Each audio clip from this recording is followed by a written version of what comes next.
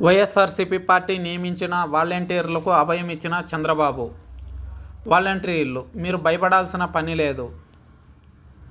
YCP ప్రభుత్వం తెచ్చిన volunteer వ్యవస్థపై టీడీపీ అధినేత మాజీ ముఖ్యమంత్రి చంద్రబాబు నాయుడు ఆసక్తికర వ్యాఖ్యలు చేశారు. సోమవారం నాడు పెనుగొండలో జరిగిన రా కదలిరా భారీ బహిరంగ సభ వేదికగా వైసీపీ ప్రభుత్వంపై తీవ్రస్థాయిలో ధ్వజమెత్తిన చంద్రబాబు కొన్ని అపోహలు, పుకార్లు ఫుల్స్టాప్ పెట్టారు.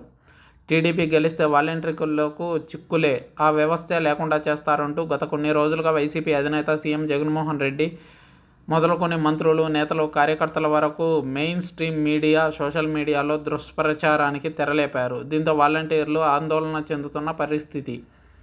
ఈ విషయం టీడీపీ నేతలు కొందరు చంద్రబాబుకు చేరవేయడంతో పెనుగొండ సభలో ఫుల్ క్లారిటీ ఇచ్చేశారు.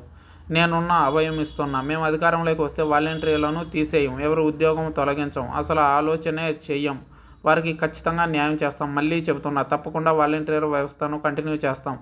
వాలంటీర్లకు మంచి భవిష్యత్తు ఉంటుంది. వాలంటీర్లు ఎవరు వైసీపీ కోసం పనిచేయవద్దు అని వాలంటీర్లకు చంద్రబాబు హితవు పలికారు. అంతేకాదు, టీడీపీ హయాంలో ఎన్నో ఐఐటీ ఉద్యోగాలు ఇస్తే వైసీపీ అధికారంలోకి వచ్చాక కేవలం వాలంటీర్లు ఉద్యోగాలు ఇచ్చిందని బాబు విమర్శలు గుప్పించారు. బాబు కామెంట్స్తో వాలంటీర్లలో ఆందోళన, భయం తొలగినట్లయింది.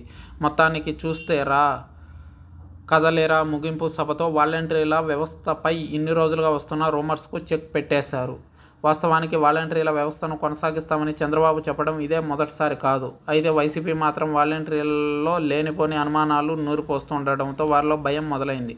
టీడీపీ గెలిస్తే వాలంటీర్ల వ్యవస్థ, సంక్షేమ పథకాలు ఇలా ఏవీ రావన్నట్లు ఇటీవల కాలంలో పదే పదే వైసీపీ నేతలు ప్రచారం చేస్తున్నారు. దీంతో మరోసారి చంద్రబాబు పెనుగొండ సభావేదికగా కొండ బద్దలు కొట్టారు. సో వాలంటీర్లకు నిజంగా ఇది తీయటి శుభవార్తే అని చెప్పుకోవాలి.